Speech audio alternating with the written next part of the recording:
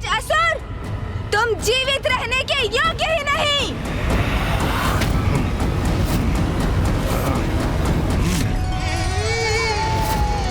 हे ब्रह्मदेव, माता, मैं आप दोनों की पूजा से अत्यंत प्रसन्न हुआ।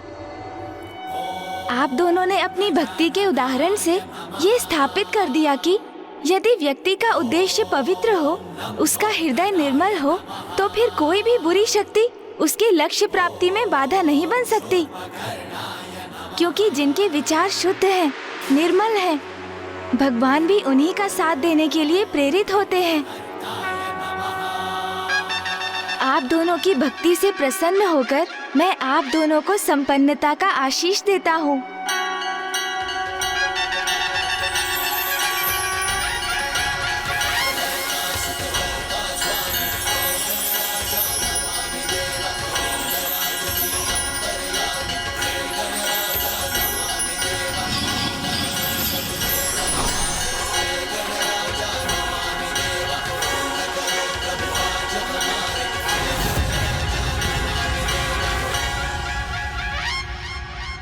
ये सभी तो मात्र सांसारिक वस्तुएं हैं। जीवन में सुख पाने के लिए इन्हें प्राप्त करना आवश्यक भी है, किंतु भोग के इन वस्तुओं से अत्यधिक मोह करना उचित नहीं। आप दोनों इनका आनंद उठाते हुए भी अपनी भक्ति और निष्ठा को सदा बचाकर रखिएगा, क्योंकि मनुष्य जीवन का परम लक्ष्य तो मोक्ष की प्राप्ति है, और जो भगवान की भक्ति से ही संभव है। मेरा आशीष सदैव आपके साथ है, किंतु मुझे अब यहाँ से प्रस्थान करना होगा माता। आप दोनों का कल्याण हो।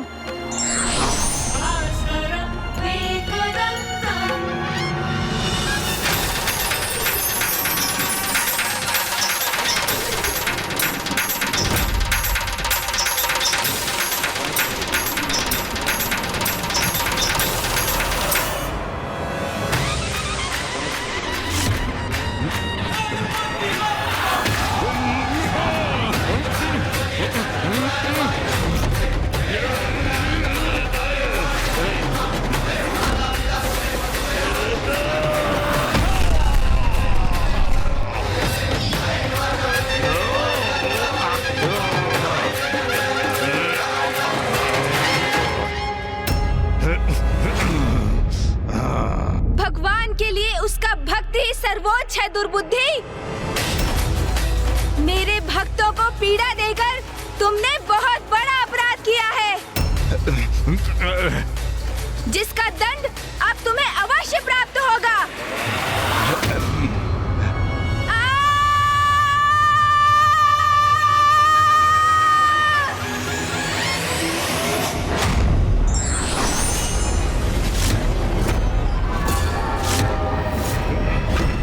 नहीं नहीं नहीं,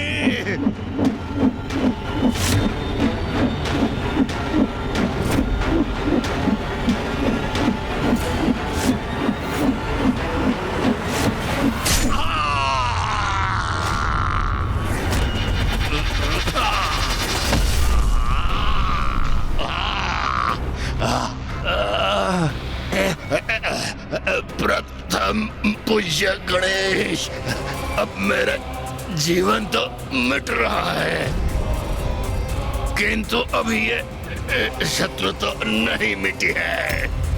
मेरे बाद मेरा पुत्र तुमसे युद्ध करेगा, उसके पश्चात उसका पुत्र। ये युद्ध निरंतर चलता रहेगा। इस युद्ध को तुम कभी समाप्त नहीं कर सकोगे। ओम नमः शिवाय।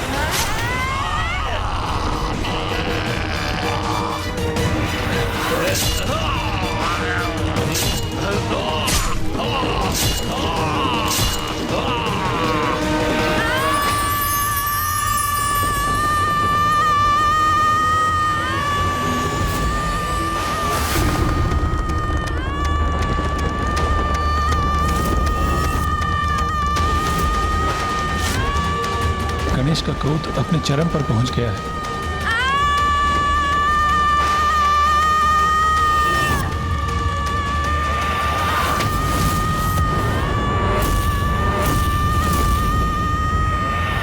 गणेश जी का क्रोध तो गर्जना के रूप में चारों दिशाओं में ध्वनित हो रहा है।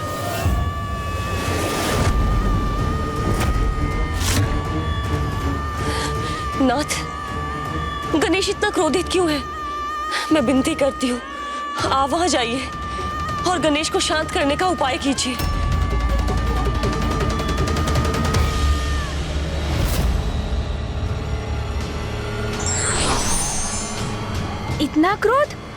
इतना क्रोध मुझे कैसे आ गया और क्यों?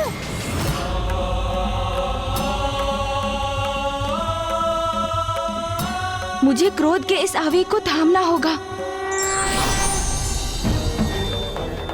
फूफा जी यहाँ हैं, वो अवश्य यहाँ शांति स्थापित कर देंगे। पुत्र गणेश, शांत हो जाओ पुत्र। इतने क्रोधित क्यों हो तुम? ओम नमः शिवाय। मैं सभी को गणेश के विरुद्ध कर दूंगा। मैं गणेश को ऐसा कृत्य करने पर विवश कर दूंगा कि सभी उसको आयुग महादेव पुत्र मान लें, जैसे अभी तक मैं रहा हूं।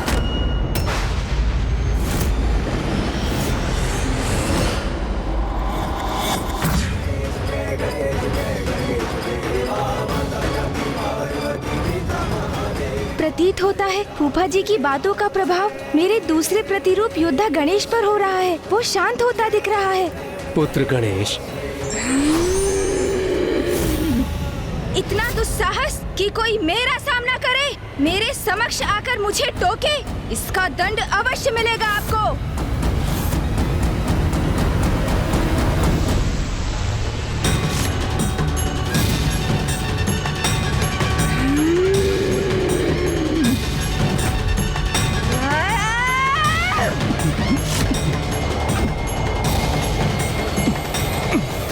पुत्र गणेश, शांत हो जाओ पुत्र। अपनी श्वास से मेरा खिंचाव बंद करो।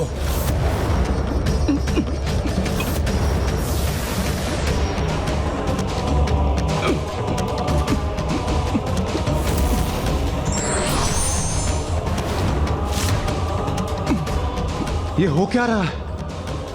गणेश जी ब्रह्मदेव को अपने भीतर क्यों खींच रहे हैं? गणेश जी अपने विकराल योद्धा रूप में ये कैसा अनर्थ करने जा रहे हैं? सृष्टि के रचयिता हैं ब्रह्मदेव। यदि उन पर संकट आया तो समस्त सृष्टि पर संकट आएगा।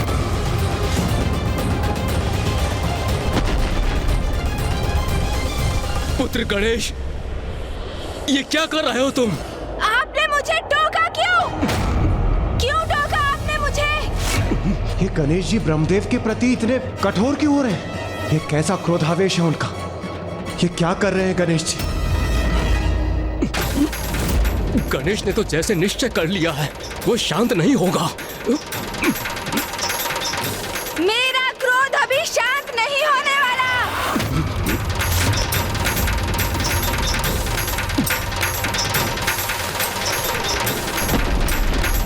गणेश रुक जाओ।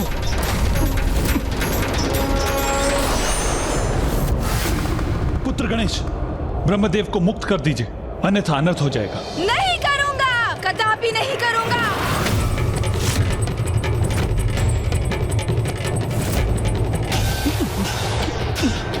रुक जाइए गणेश जी। गणेश जी शांत हो जाइए। रुक जाइए गणेश जी, रुक जाइए। गणेश जी रुक जाइए।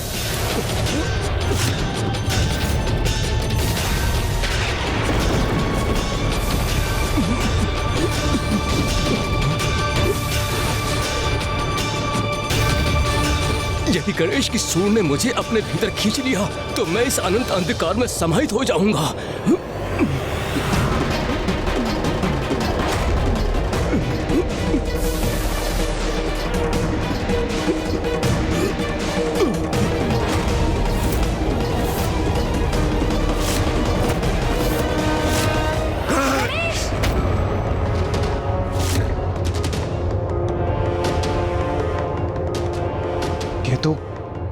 गणेश जी का स्वर है, किंतु किंतु गणेश जी ने तो कुछ कहा ही नहीं। तो फिर ये स्वर किसका है?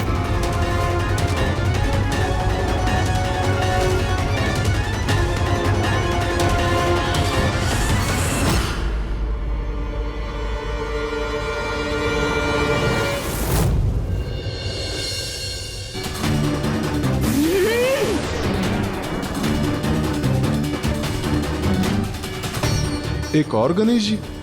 यहाँ दो गणेश जी कैसे उपस्थित हैं? ये कैसे संभव है?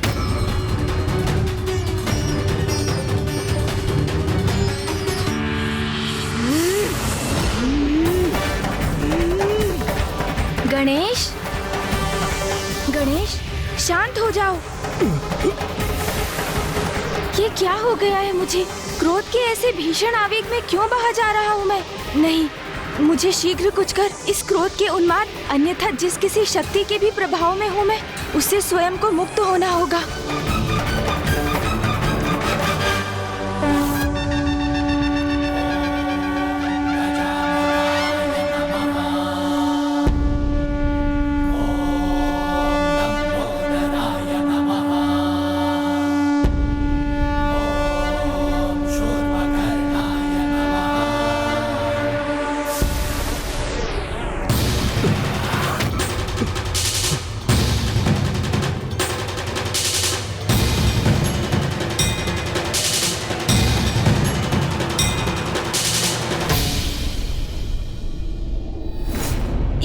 ये कैसा अनर्थ करने जा रहा था मैं? क्या हो रहा था यहाँ? फूफा जी, क्या मैंने आपको? हाँ, अपने क्रोध के आवेग में तुम फूफा जी को क्षति पहुँचाने का प्रयास कर रहे थे। मुझे क्षमा कर दीजिए फूफा जी, ज्ञात नहीं अचानक किसके प्रभाव में क्रोध के ऐसे अतिरेक में बह गया मैं। क्षमा कर दीजिए मुझे। गणेश, तत्काल अपनी वास्तविक अवस्था में आओ, अभी इसी क्षण।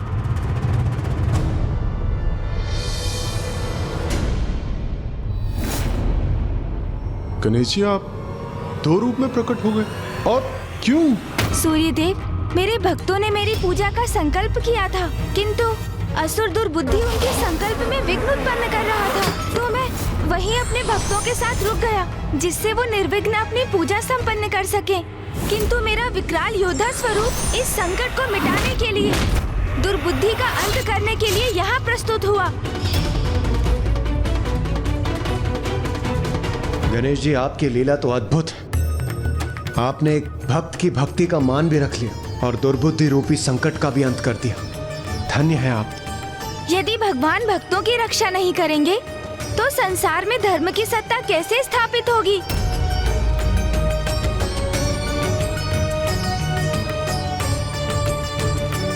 गणेश जी, अब जब दुर्बुद्धि का अंत हो ही चुका है तो आप दोनों पुनः एक ही कर क्यों नहीं हो जाते? वायुदेव, ऐसा संभव नहीं, क्योंकि एक समस्या है।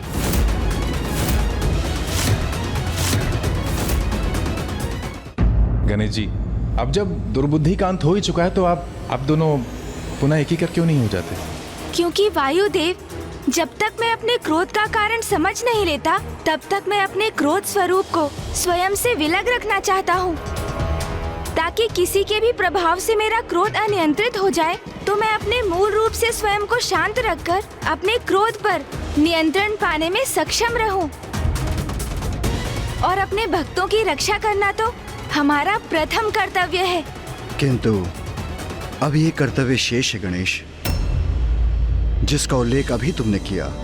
तुम्हारे भीतर अचानक उत्पन्न होने वाले क्रोध का स्रोत शीघ्र ज्ञात करना भी अति आवश्यक है। पिताश्री, आप इसकी चिंता मत कीजिए, ये तो मैं स्वयं करने जा रहा था। उचित है पुत्र, आत्मचिंतन से ही अपने कार्यों का उचित मूल्यांकन करने में सक्षम होते हैं। अपनी भूलों को समझकर अपने दोषों का निवारण करने के लिए प्रेरित होते हैं। इसलिए मैं तुम्हें आत्मचिंतन के लिए एकांत में छोड़ता हूँ। फूफा जी, मुझे अपने कृत्य के लिए ग्लानि कम होगी यदि? पुत्र, तुम्हें ग्लानि करने की कोई आवश्यकता नहीं है। मैं तुम्हें क्षमा कर चुका हूँ। फूफा जी, वास्तविकता में मेरा अनुरोध तो ये था कि आप माँ से इस विषय में कुछ ना कहें, अन्यथा वो मुझे कहीं मेरे प्रिय भोजन मोदक से वंचित ही ना कर दे।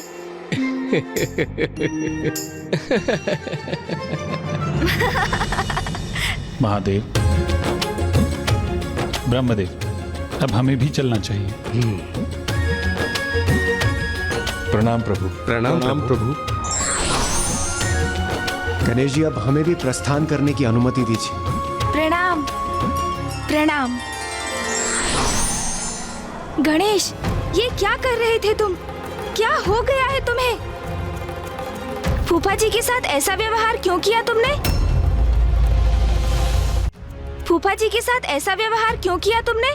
ये तो मैं स्वयं भी समझने में असमर्थ हूँ कि मुझ पर अचानक किसका प्रभाव छा गया था। क्रोध से कुछ भी प्राप्त नहीं होता गणेश, उसे सदा नियंत्रण में रखना चाहिए। तुम मुझे समझा रहे हो? तुम स्मरण नहीं, जब चंद्रदेव के साथ वो घटना घटित हुई थी तब कितने आवेशित हुए थे तुम? तब मैं भी तुम्हें इसी प्रकार उलाहना दे सकता था ना? मैंने अपनी इच्छा से कुछ भी नहीं किया। मेरे इस कथन पर विश्वास क्यों नहीं करते हो तुम? मुझे ज्ञात नहीं अचानक क्या हुआ था मुझे, अन्यथा क्या मैं कल्पना में भी फूफा जी को क्षति पहुंचा सकता हूँ? बोलो। हाँ, ये तो तुम सर्वथा उचित कह रहे हो। ये अपार क्रोध का चक्र तो कुछ समय से निरंतर चल रहा है, किंतु अब हमें इसके मूल में भी जाना होगा। हाँ, क्योंकि ये घटनाक्रम कहाँ जाकर थमेगा किसे ज्ञात है। कल चंद्रदेव पर तुमने क्रोध किया, आज मैं क्रोधवश फूफा जी को ही निगलने चल दिया, तो कल तुम मामा जी को अपना आहार बनाने भी पहुंच सकते हो। फिर क्रोधवश तुम इंद्रदेव, सूर्यदेव और अन्य सभी देवताओं को भी क्षति पहुंचा सकते हो। और तो और स्वयं भैया पर भी आक्रमण कर सकते हो। मैं नहीं, तुम। मैं अर्थात तुम। समझ गया, हम दोनों एक ही तो हैं। चलो इसकी चर्चा छोड़ो, ये बताओ तुम क्या अभी भी क्रोध से प्रभावित हो? नहीं। ये क्या कर रहे हो तुम? और क्या, तुम्हारे क्रोध को जागृत करने का प्रयास कर रहा हूँ। कहो, क्रोध आया तुम्हें? अब मैं भी तुमसे वही प्रश्न करता हूँ, क्यों क्रोध आया तुम्हें? नहीं, ऐसे तो हम दोनों को ही क्रोध का आभास नहीं हुआ, तो इसका अर्थ है हमारे क्रोध के मूल में कुछ और है और इसका रहस्य शीघ्र ज्ञात करना होगा हमें। वो तो है, किंतु ये हम कैसे ज्ञात करेंगे?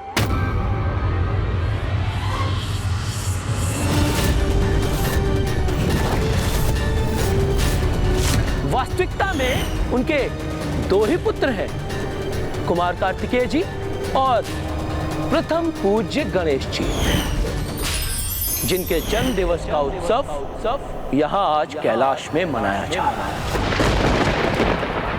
गणेश का जन्म दिवस, महादेव का प्रिय पुत्र।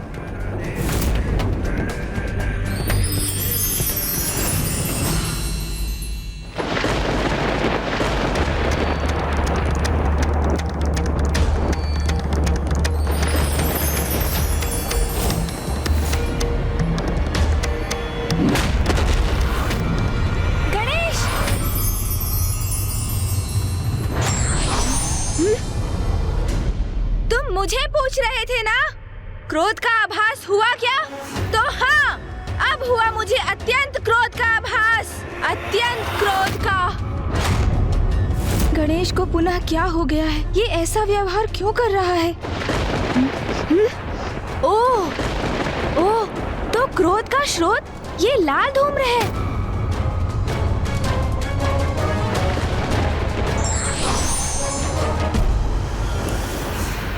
और ये धूम्र तो आकाश मार्ग से अवतरित हो रहा है, जहाँ आकाश इसके प्रभाव से रक्तवर्णीय हो गया है।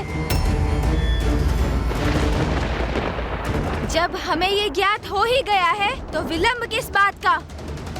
हमें यथाशीघ्र वहाँ पहुँचना चाहिए। जो भी इस क्रोध का कारण है, अब वही इसके परिणाम का भागी बनेगा। मैं तो उसे मसलने के लिए आतुर हो रहा हूँ।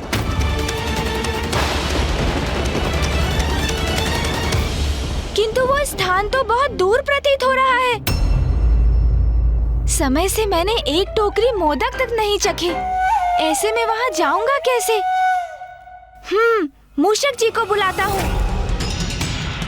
मूषक जी, मूषक जी, ये जिसका भी दुष्कृत्य है उसे अब उचित दंड दूंगा मैं। प्रभु, प्रभु, मैं आ गया प्रभु। प्रभु, अंततः बुला ही लिया आपने मुझे। मैंने नहीं बुलाया, किसी को नहीं बुलाया मैंने। नहीं बुलाया?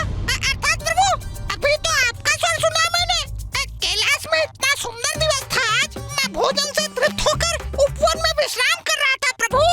आकाश में मेघों की सुंदर आकृतियां देखकर प्रकृति का आनंद लेते हुए मैं बस निद्रा में खोने ही वाला था और तभी आपके स्वर मेरे कानों में गूंजा। मूषक जी, मूषक जी।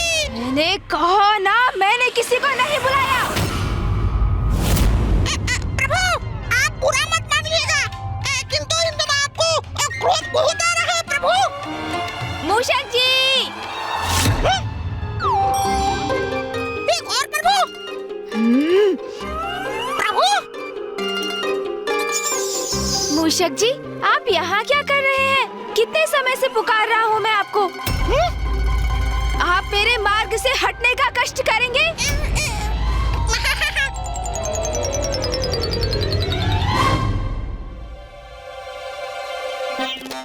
प्रभु, कैसी माया है ये? आप हैं या वो आप हैं? मूषक जी, हम दोनों ही मैं हूँ। अब चलिए, शीघ्र हमें कहीं पहुँचना है। मैं आपको मार्ग में सब कुछ समझा दूंगा। उचित है प्रभु, जैसे आपकी आज्ञा। हाँ मूषक जी, अब शीघ्रता कीजिए। आइए प्रभु, विराजिए।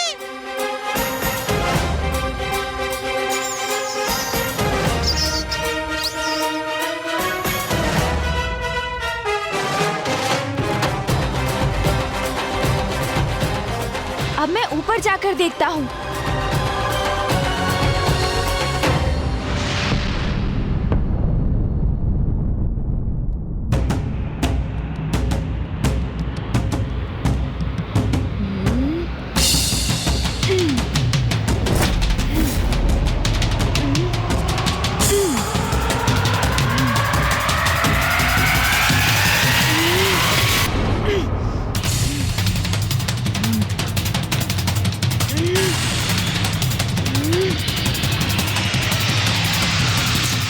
मैं भी जानने का प्रयास करता हूँ प्रभु।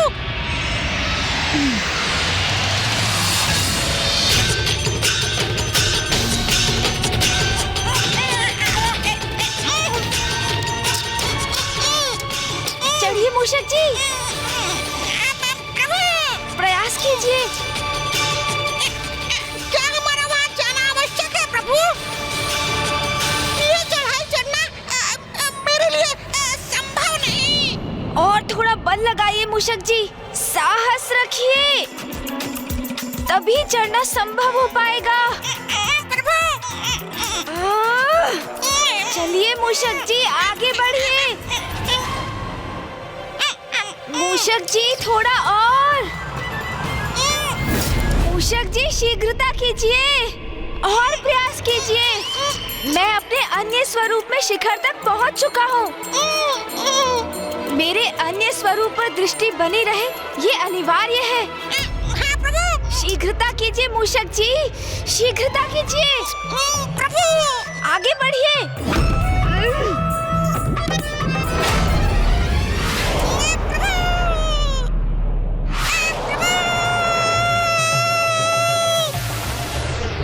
अरे अरे मूषक जी,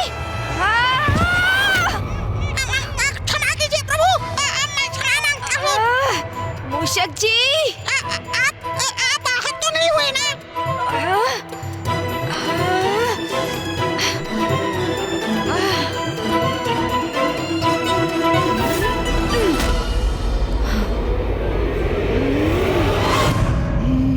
मूषक जी को उलाहना मत दो, इसमें उनका कोई दोष नहीं है। मुझे ज्ञात है कि तुम क्रोध से आवेशित हो रहे हो, किंतु मेरा सुझाव है, गहरी सांस भरकर तुम अपने क्रोध पर नियंत्रण करो।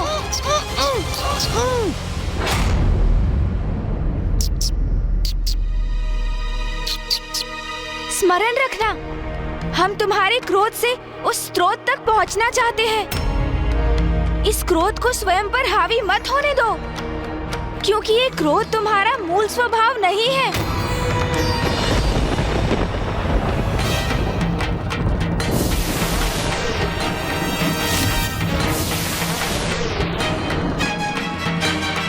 वो देखो वहाँ।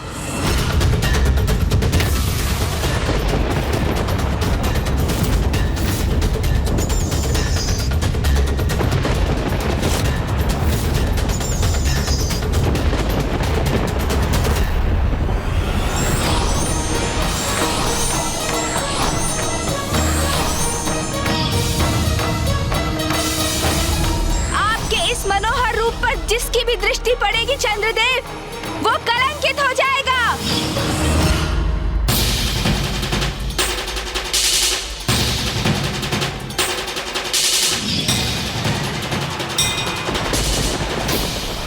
वही लाल ऊर्जा। अपने जन्म दिवस से ही मैं बार बार उत्तेजित हो उठता हूँ। हाँ, मुझे भी बड़ा विचित्र आभास हुआ, जैसे कोई बाहरी ऊर्जा मेरे भीतर प्रवेश कर रही है। प्रतीत होता है कि जो हमारे क्रोध के मूल में ऊर्जा है, हमें उसका स्रोत प्राप्त हो गया है। जो भी हो, मैं तो बस इतना चाहता हूँ कि मुझे एक ही समय पर प्रभु के इन दोनों रूपों का वाहन ना बनना पड़े। जब हम इस स्रोत तक पहुँच ही गए हैं, तो आगे बढ़कर इसका निरीक्षण भी कर लेते हैं। उचित कहा तुमने।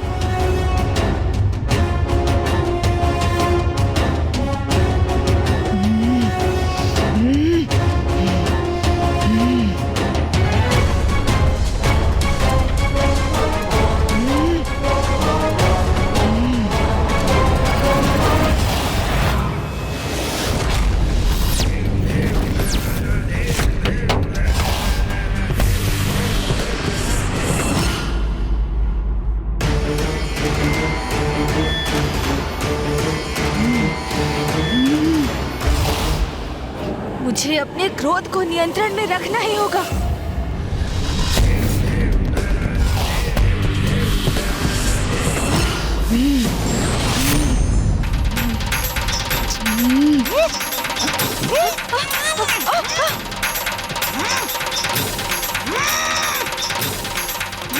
मूषक जी, क्या हुआ? अब मूषक जी कैसे उत्तेजित हो गए? मूषक जी! अरे! मूषक जी, ये क्या कर रहे हैं?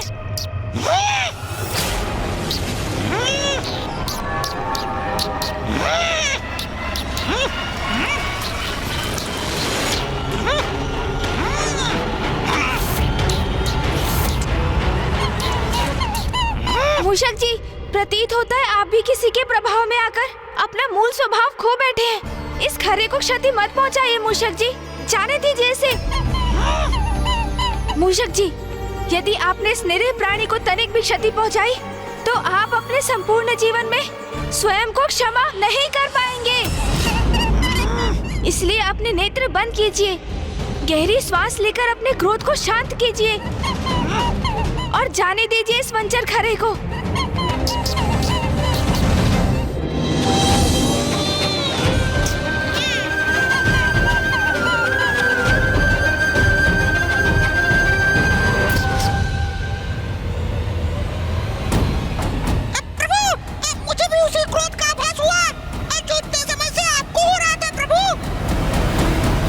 मेरे विचार से तुम्हें और मूषक जी को यहीं रुकना चाहिए। ये ऊर्जा विध्वंसकारी है, इसका प्रभाव तो अब मूषक जी भी झेल चुके हैं।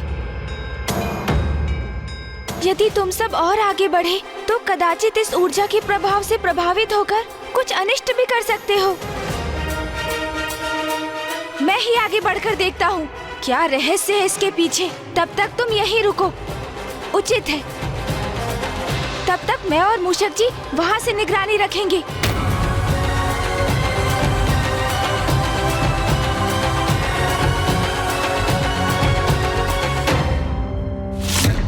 ओम नमः शिवाय।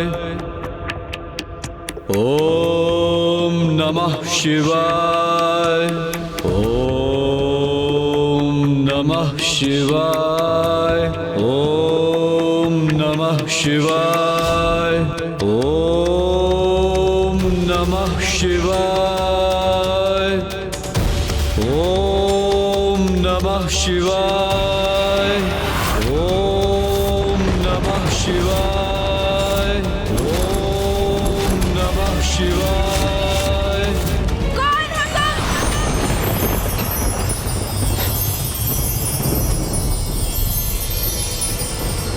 कौन हो तुम जो यहाँ आकर मेरे तप में व्यवधान डालने का दुस्साहस कर रहे हो? मैं गणेश।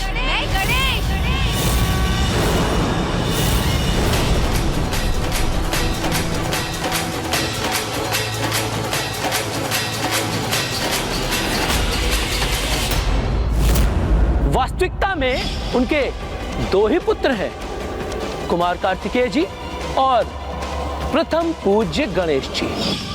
अच्छा, तो तुम हो गणेश? तुमसे पूर्व मैंने प्रश्न किया था, बताओ कौन हो तुम?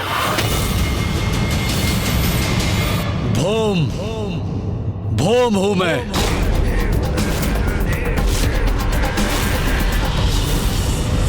ये कौन है जिनका व्यक्तित्व एक अनोखी दिव्य दीप्ति से प्रकाशित है, जिनका रंग रूप इतना मनोहर और आकर्षक है, जिनके मुख पर क्रोध अवश्य है किंतु दुष्टता नहीं, इनकी लाल ऊर्जा के उत्पात से हम त्रस्त अवश्य हैं, किंतु इनके भीतर छिपी सकारात्मकता का भी आभास हो रहा है मुझे। इसलिए ये कोई असुर तो कदापि नहीं। तो फिर ये ऐसी विनाशकारी ऊर्जा का सृजन क्यों कर रहे हैं? महादेव पुत्र हो तुम, किंतु तुम तो तनिक भी महादेव के समान प्रतीत नहीं होते। महादेव का लंबा कद है, उनका गठीला बलिष्ठ शरीर तो उनके अति बलशाली होने का प्रतीक है। तुमसे कहीं अधिक तो मैं महादेव के समान हूँ गणेश।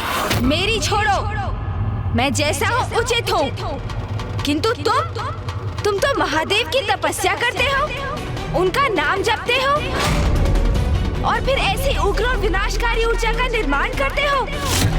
और तुमने अपने इस उग्र ऊर्जा का लक्ष्य मुझे किस प्रयोजन से बनाया है?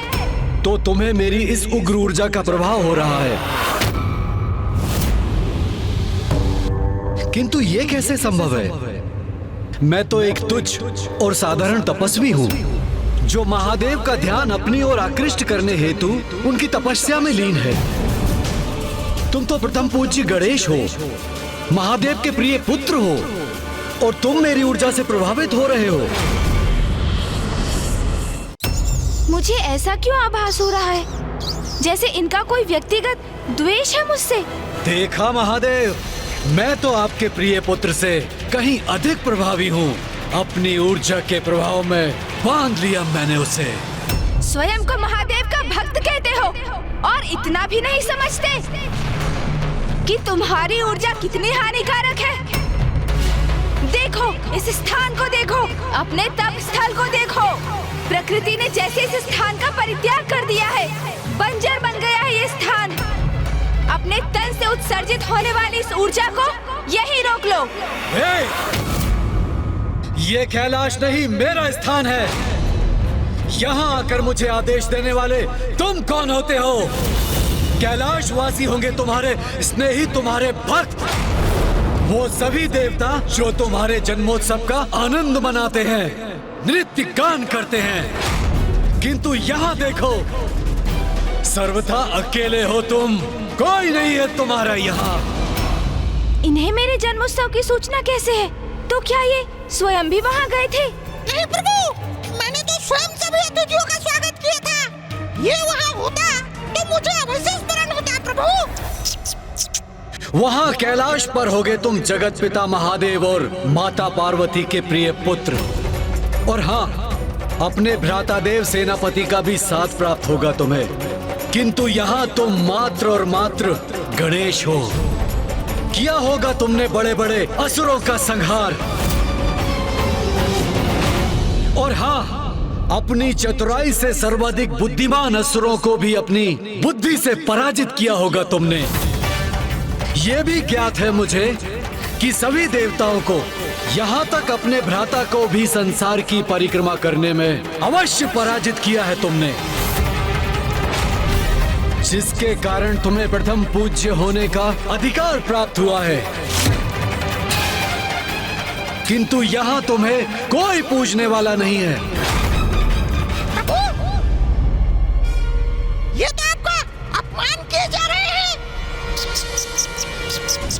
और होगे तुम नारायण और ब्रह्मदेव के चहेते। की होगी तुमने कठोर तपस्या ज्ञान प्राप्ति के लिए, और माता से पाए होंगे सभी प्रकार के शक्तिशाली अस्त्र शस्त्र। किंतु स्मरण रखना, जो मेरे शरीर से ऊर्जा प्रवाहित हो रही है वो तुम्हें भी नष्ट करने में सक्षम है। गणेश, अपने क्रोध पर नियंत्रण रखो, शांत हो जाओ। जैसे किसी बवंडर में तीव्र वायु का प्रवाह होता है, उसी प्रकार तुम्हारे भीतर प्रबल क्रोध प्रवाहित हो रहा है। ये तो ज्ञात हो गया था मुझे, किंतु अब मुझे तुम्हारे भीतर अंतहीन ईर्ष्या का भी आभास हो रहा है। ईर्ष्या? क्या प्रभु? प्रभु, क्या है ये ईर्ष्या? मूषक जी, ईर्ष्या तो वो भावना है जो किसी वास्तविक अथवा काल्पनिक अभाव के बोध से उत्पन्न होती है, और जिसका आभास तभी होता है जब हम किसी से अपनी तुलना करते हैं, और हमें इस बात का क्षोभ होता है कि जो अन्य किसी को प्राप्त है और जिससे हम भी योग्य हैं, हम उससे वंचित हैं। किंतु ऐसा क्या है जो मेरे पास है और इनके पास नहीं? प्रभु, मुझे ज्ञात है आपके सूंड। क्या मूषक जी? प्रभु, ईर्ष्या का तो कोई भी कारण हो सकता है ना।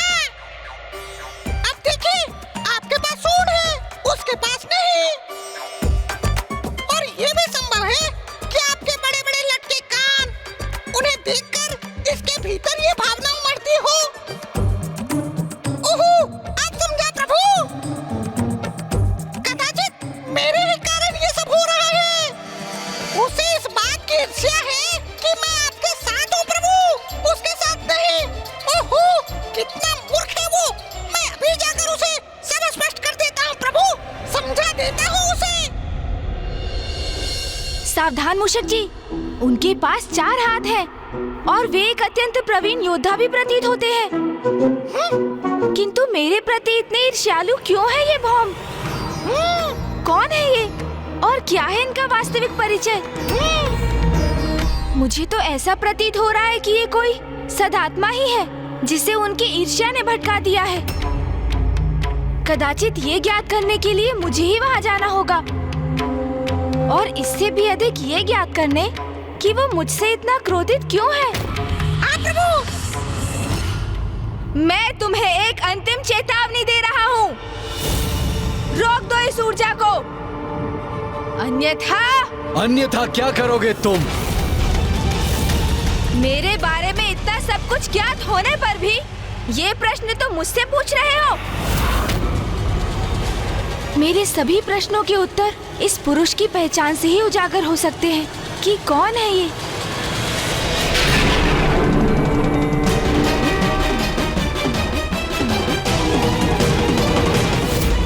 मैं भूदेवी हूँ, मेरे अपनी कोई संतान नहीं। आपके श्वेत की जो बूंद मुझ पर गिरी, उसने इस बालक का रूप ले लिया। महादेव, आप उसे मेरे पुत्र के रूप में भेंट दे दीजिए। आज से तुम्हारा पुत्र कहलाएगा और तुम्हारे नाम से जुड़कर इसका नाम होगा भोम भोम। ये तो इसका मतलब है ये मेरे भ्राता है। प्रभु, कदाचित आप कोई और अपनी दृष्टि डालनी चाहिए। उस ओर देखिए प्रभु।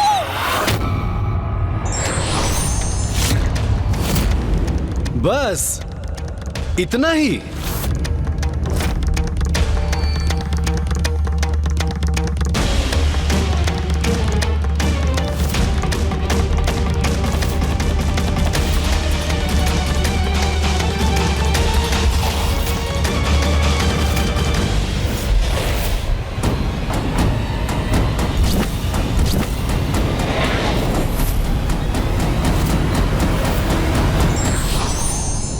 प्रणाम माता भूदेवी। आपने अपनी अंतर्दृष्टि से जो देखा वो सत्य है गणेश जी। भौम महादेव का पुत्र है। अब आपको ही कुछ करना होगा, अन्यथा महादेव के 2 पुत्रों में महायुद्ध छिड़ जाएगा, घोर अनर्थ हो जाएगा। मैं तुम्हें पर्याप्त चेतावनी दे चुका हूँ भौम, किंतु अब मैं सृष्टि को तुम्हारी उग्र ऊर्जा के प्रकोप से रक्षित करूंगा। तुम्हारा ये अहंकार, ये विश्वास कि तुम मुझे पराजित कर सकते हो, हास्यास्पद है। तुम रोकोगे मुझे? तुम्हें कदाचित तनिक भी भान नहीं कि मैं कौन हूं। अब मैं अपने वार से तुम्हें उचित परिचय दूंगा। संभाल सको तो संभालो मेरा वार।